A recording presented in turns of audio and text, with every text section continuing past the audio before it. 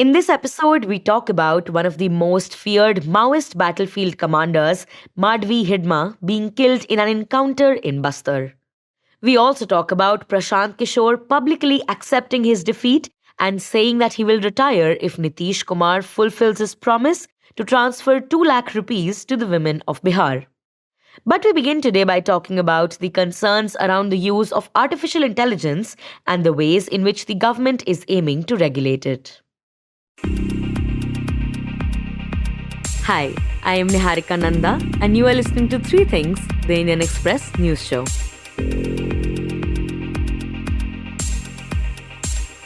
If you're listening to this, chances are you've used AI chatbots like ChatGPT or Gemini at least a few times.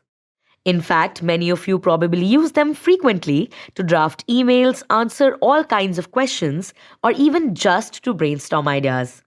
Now it turns out that many government officials have also been doing the same. They've been relying on AI tools to write emails, polish speeches, and ask questions about the policies they are planning to implement, something the government has now raised concerns about. So, to talk about the risks involved here, my colleague Shashank Bhargava speaks to the Indian Express's Soumyarendra Barik.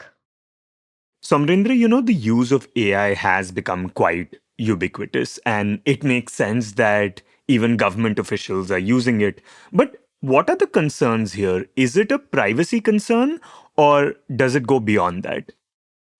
Just to preface that a bit, it'll be good for us to just set this baseline that India is not looking at regulating AI in the way that, some other geographies might be. It is still looking at AI as a largely sort of enabling technology with a lot of economic benefit and everything.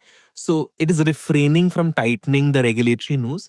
But at the same time, of course, there are some concerns, and specifically to this point that we are discussing about, what happens when government officials are using it for their official work, right? So, some questions like, what happens when a government officer, say uploads an internal note on an AI chatbot for, say, a quick summary. Or, when a police department asks an AI assistant to optimize CCTVs across a city. Or, when a policymaker, for instance, uses a conversational model to draft an interministerial brief. And, all these things are happening. There have been instances of these things happening. So there are two things that are broadly being discussed. First, whether queries that are made by top functionaries and, say bureaucrats, policy advisors, scientists, even corporate leaders, etc., could is there a capability within these AI systems or within these countries to, sort of try and find out the 50, 60, 70 key people within a government organization or within a government or, the key policy influences in the country, what they are looking for on their systems and whether there is, an option to sort of make certain policy inferences from what they're searching for, right? So if you are, say, searching about, say, liberalization in a certain sector and how the United States of America did it in the 1950s or 60s or, whenever, could that be used as a potential inference about, oh, India might be thinking about doing something like this because otherwise, why is this key influencer in the government looking up, for things like this? And the second thing that's broadly being called into question internally is how can we protect this large scale anonymized data gathering, data scraping, etc., that these platforms are capable of doing. So yeah, these are the broad concerns within the government right now.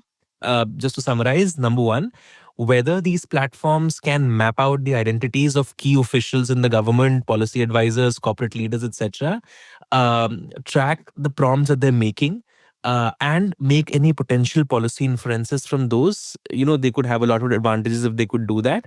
And second is this broader idea that Indians are contributing a lot and Indians are a goldmine of this anonymized data that these platforms thrive on, and how to better safeguard that. And so, is the solution to stop government officials from using these AI platforms completely? Because that, one imagines, would be very hard to do.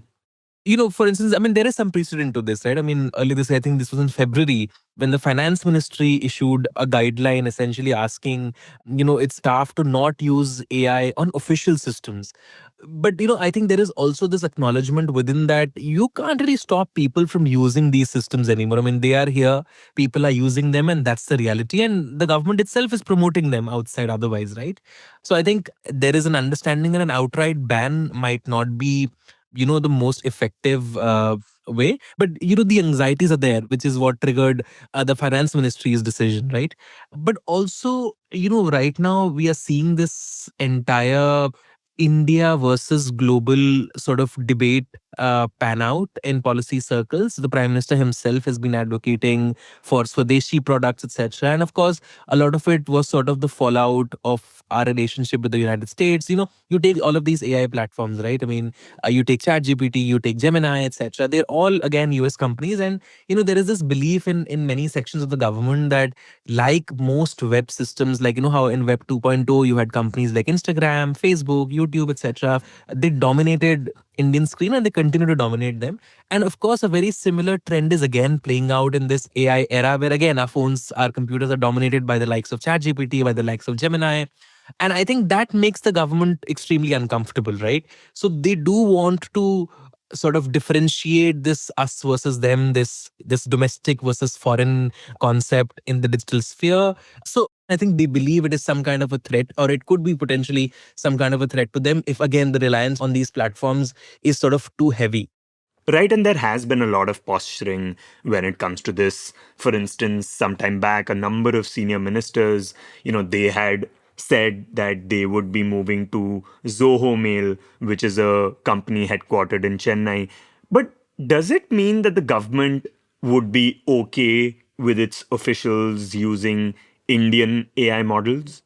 Certainly, I think at least from the government's perspective, I have my own views about whether that would really help. But at least from the government's perspective, the best thing for their officials would be to use locally developed, large language models. But as of now, they're helpless. I mean, these models simply don't exist. So people are, of course, flocking to Chat GPT and Gemini. But also, just to add, as a caveat, just because something is indigenous doesn't make it necessarily better. In fact, if anything, we've seen the discussions that's happened around this messaging app called Aratai, which is again a WhatsApp sort of competitor that's being developed by Zoho. And of course, WhatsApp's privacy has been called into question many times. But the larger consensus within the tech ecosystem is that WhatsApp is still among the more sort of secure messaging platforms, right? But Aratai does not even have many of the security features like end-to-end encryption that WhatsApp would, right?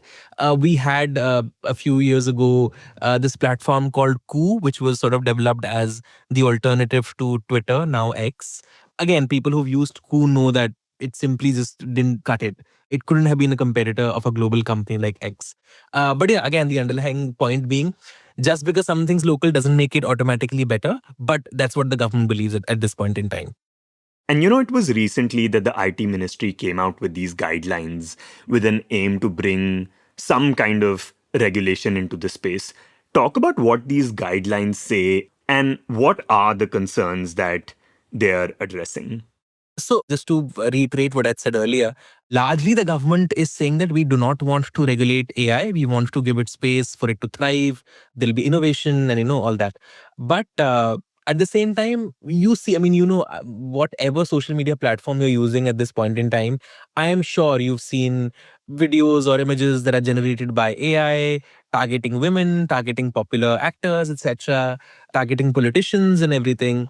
So this problem of deepfakes, which is generated by AI systems, synthetically generated, making people do things that they in reality have not done, etc. So target this problem. The government recently has proposed draft amendments to its informational technology rules, which is like one of the key legislations for the tech sector in the country. And under that, what the government is essentially proposing is that social media platforms, say like YouTube or Instagram, where we consume video slash audio slash image content, etc., they would have to get their users who are uploading content to declare whether the uploaded content is synthetically generated. And they will also have to deploy, quote unquote, reasonable and appropriate technical measures, including automated tools or other suitable mechanisms to verify the accuracy of such a declaration. So if you're saying, if you're misleading the platform that this is not AI, but it actually is, they will have, the platforms are sort of obligated to verify whether your claim is correct.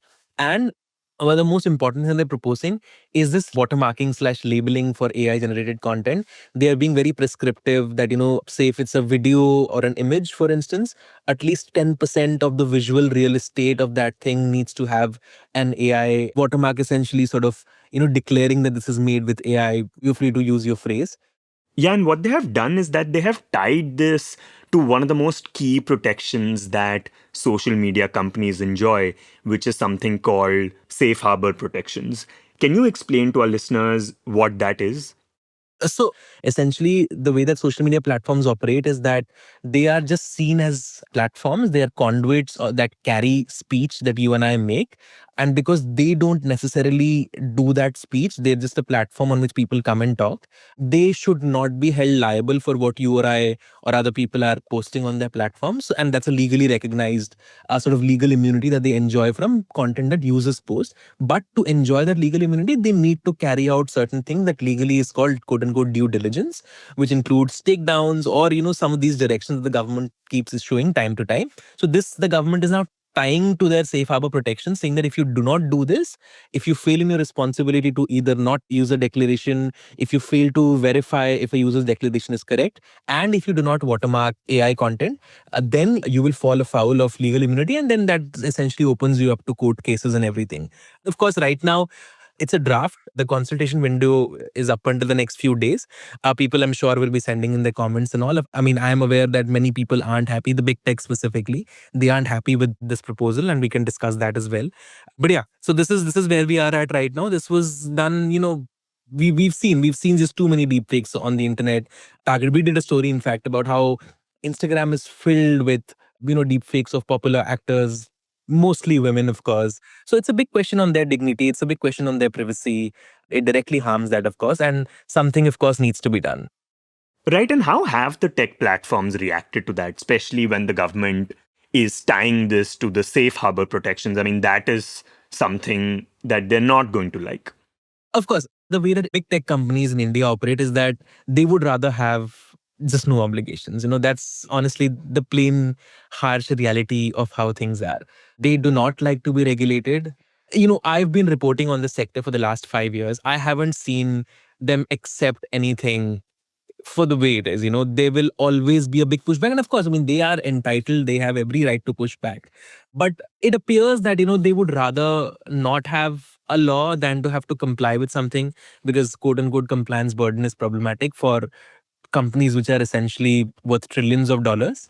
And, unsurprisingly, there is pushback on this as well. I'm aware of a lot of the internal conversation that's happened in big tech companies, particularly on this verification bit, where if they fail to verify if a user's declaration is right or not, I think they believe that they do not have the technological measure for sort of verifying at bulk. The amount of content on these platforms, we have to understand, also is quite high. So they are saying that let's not do it for everything that's AI generated. Let's categorize, like, let's make categories, that if it's a deepfake of this, if it's a deepfake of that, particularly if it's a politician's deepfake, if it's a actor's deepfake, etc., then I guess let's watermark it or whatever. Because some legitimate questions about what happens to satirical use, what happens to creative use. Also, they're saying that a distinction should be made between something that was created to spread misinformation versus something that was generated for creative purposes.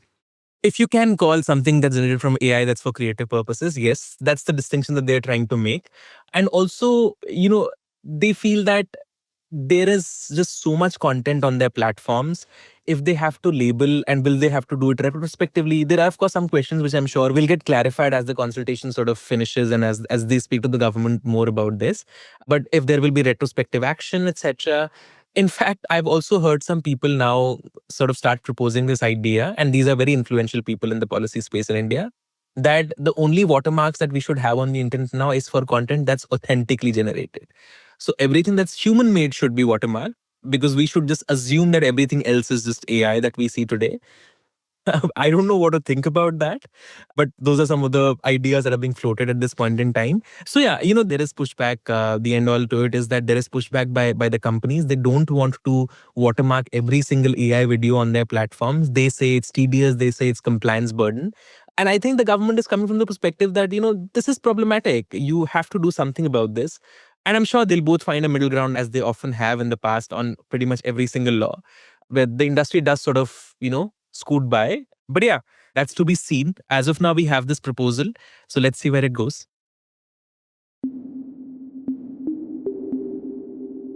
And next, we shift our attention to the anti-Maoist operations going on in Chhattisgarh. Yesterday, in a major operation, the Andhra Pradesh police killed one of the most powerful and feared Maoist battlefield commanders, Madvi Hidma, during an encounter. For 3 decades, Hidma had traveled through the dense forests of Bastar, consistently evading capture. His death may be the single biggest blow to the CPI Maoists, especially considering that in the last 20 years, he was the only tribal leader to rise from a child recruit to the organization's top decision making bodies. Now, with Hidma gone, the Maoist insurgency in the Dandakaranya region is expected to significantly slow down. To understand how Madvi Hidma impacted the Maoist movement and the full significance of his death, we are joined by the Indian Express's Jayprakash S. Naidu. Jayprakash, tell us about Madvi Hidma. Who was he? And you write that his death was the biggest blow to the CPI Maoists. So, why was that? So, Hidma, he was a dreaded Maoist leader, and he started off as a Bal Sangam member at the age of 16. This was back in 1991, and he is the only tribal leader from Chhattisgarh who has reached to the position of a Central Committee member, which is the second highest level body after Politburo in the banned Maoist outfit.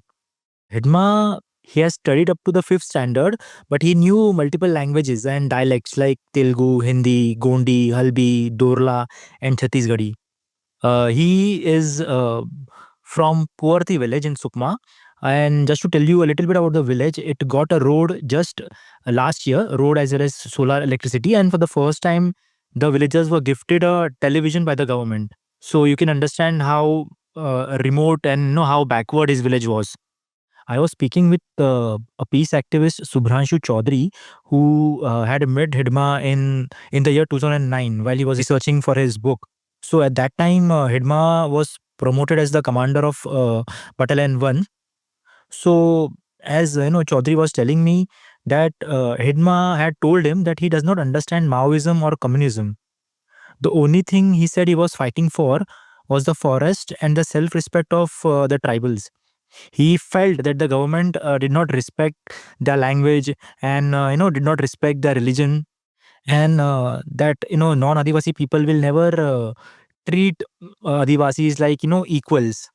So this was there going on in his head, and he also said that Hidma told him that once a forest guard had slapped Hidma's brother for cutting forest trees, and this is when he decided that things need to change. So that's what was going on his mind when he joined the Naxal movement. Could you tell us what kind of a leader he was and what made him an unrivaled battlefield commander? So Hidma, as per security forces, he was directly and indirectly involved in the murders of 260 Jawans and 81 civilians. Senior police officials in Chhattisgarh, they describe him as a fierce military leader and a good strategist in guerrilla warfare. For 12 years, Hidma has been the military commander of Battalion 1 of PLGA. PLGA is People's Liberation Guerrilla Army, which is the armed wing of the banned Communist Party of India Maoist. So, this is the most formidable army unit of Maoist, the Battalion 1. And with Hidma as the commander of Battalion 1, they have been involved in encounters which has led to the killings of 155 Jawans. So, unlike senior Maoist leaders who all were Telugu speaking people from outside Bastar, here was a tribal man who is born and brought up in Bastar and who has led many brutal attacks from the front in Bijapur as well as in Sukma. So, be it the 2010 attack where 76 Jawans were killed in Tadmetla, 37 Jawans who were killed in 2017 in Burkhapal, or the 2021 incident where 22 Jawans were killed in Tikalgudem. Hidma was there. So we can easily say he was the first homegrown Maoist from Bastar who became the face of Maoist terror in this region for over a decade. And over the time, he has trained tribals like Barse Deva, who is from his own village, and now he is the commander of the weekend battalion. But Jayprakash, why did it take the security forces so long to catch hold of him? So, just to give our listeners an idea about Bastar, Bastar is larger than Kerala in size. And the security vacuum in Bastar was massive.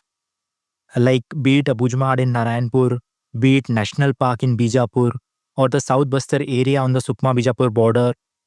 These places had a very well-established network of Maoists for, over 2 decades. Now, let's talk about Hidma. So, Hidma was a commander of the Battalion 1. This Battalion 1 always moved in South Bastar area. Now, this South Bastar area itself is spread across 1,600 square kilometers. And the biggest issue faced by security forces was to cover this vast area over a period of 2 to 3 days, which used to result in exhaustion. So over these years, there have been so many encounters where security forces have lost their lives. As I said, 150 security personnel were killed by the Battalion 1. So the biggest issue was that you are walking for 14 to 15 hours in the dense forest area, and after spending a couple of days, when you are returning, you are exhausted, and that's when the Battalion 1 is to get them. This is the classic guerrilla warfare where, after the security forces are exhausted and they just need some time to rest. This is the time when the Maoists is to attack them. So, biggest issue the forces were facing was to cover the security vacuum. So, what was different this time? How did the encounter take place and how was Hidma killed? So the Greyhounds, a specialized anti-Naxal force, along with the local police in Andhra Pradesh, they killed Hidma, his wife, and 4 others in an encounter which took place on the Andhra, Chhattisgarh, and Odisha border. The information is that Hidma was trying to leave from Chhattisgarh, and acting on intelligence inputs, the security forces, the encounter took place, and he was killed. So here it's again very important to say that Hidma, he and his Battalion 1, they were so strong because of the security vacuum. Of course, it was a force of 250 men and they were well trained in guerrilla warfare. So, in this last 2 years, what happened is a lot of aggression was shown by the security forces. There were continuous encounters taking place, and a total of 25 police camps were made in South Bastar to fill up the security vacuum and push out the Battalion 1 out of their core area. And this happened, and the battalion, which was a formidable force, it got broken into smaller formations, which made it easier for the forces to move further ahead. And at the end of it, Hidma had to abandon his battalion and he had to leave Bastar. As Inspector General of Police for Bastar Range, Sundaraj P, says, at the end Hidma was like a fish out of the water. Right, and Jayprakash, talk about the kind of significance his death holds. How will this impact the Maoist movement and the Maoists as a whole? So it will have a huge impact, because the people of Bastar, whenever you talked about Maoism, it's not possible to talk about it without mentioning Hidma. So that was the power of Hidma in Bastar. He was the most infamous leader, and the problem over here was that even though most of the top Naxal leaders were Telugu leaders, Hidma was a tribal.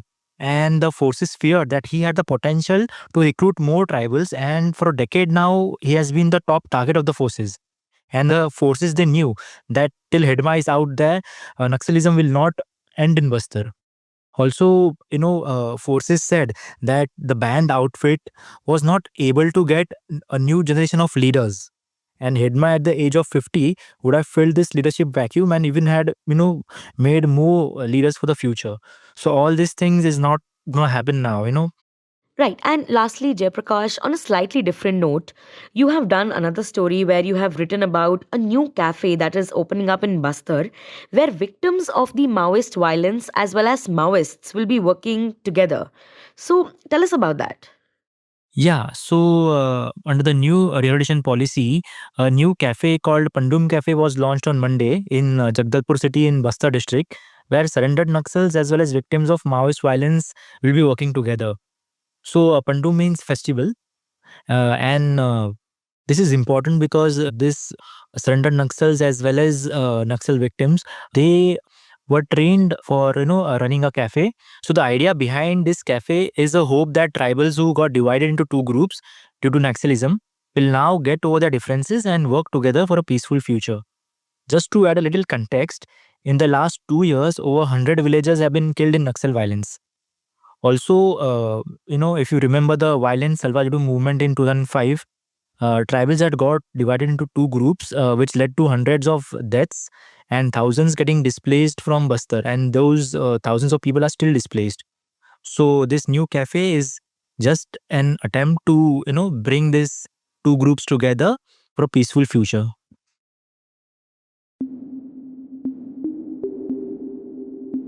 And finally, we talk about the Jan Swaraj founder and former political analyst Prashant Kishor, who had been contesting in the Bihar polls for the first time. Yesterday, Kishore accepted full responsibility for his party's defeat in the Bihar Assembly elections, stating the campaign failed to deliver the promised systemic change. Addressing reporters, Kishore announced that he would observe a day-long silent fast on the 20th of November at the Bidharva Gandhi Ashram as an act of atonement for not meeting public expectations. जिन लोगों ने जन स्वराज के विचार पर इस सोच से इस प्रयास से जुड़कर एक सपना देखा था, एक उनकी सोच बनी थी, उनकी आशा की किरण जगी थी कि बिहार में एक नई व्यवस्था बनाई जा सकती है, उन सब के आशाओं पर, अपेक्षाओं पर, उनके सपनों पर खरा नहीं उतरने के लिए जो दोष है वो मेरा है। इसलिए मैं आपसे विनम्रता से आपसे माफी मांगता हूं और प्रायश्चित के तौर पर मैं आज से 2 दिन के बाद 20 तारीख को गांधी विद्यारवा आश्रम में जो रास्ता गांधी जी ने बताया है, मैं अपने लोगों को, बिहार के लोगों को ये नहीं समझा पाया कि किस बात पर उनको वोट देना चाहिए, क्यों उनको नई व्यवस्था बनानी चाहिए। तो प्रायश्चित के तौर पर मैं अपने से विद्यारवा आश्रम में 1 दिन का मौन उपवास रखूंगा। Kishore apologized to those whose expectations were not met and suggested the fault lay in their outreach or strategy. He argued that the Jan Swaraj tried to focus on issues rather than dividing people by caste and religion, and said that other successful parties who indulged in these practices would eventually be held accountable. Rejecting any talk of retiring, Kishore said that he would not quit and promised to double their efforts to reform Bihar. During his address, however, he sharply criticized the Bihar government, alleging that massive pre-poll cash disbursals amounted to what he called vote buying. Specifically, he alleged that around 60,000 women per constituency received 10,000 rupees under a self-employment scheme with an assurance that they would receive an additional 2 lakh rupees within 6 months if the ruling alliance won. He publicly challenged Chief Minister Nitish Kumar to fulfill the promise of 2 lakh rupees to all recipients within 6 months. If the government fails, he warned, it will expose the scheme as a mere purchase of votes, and the Jan Swaraj will fight on behalf of the women who feel cheated.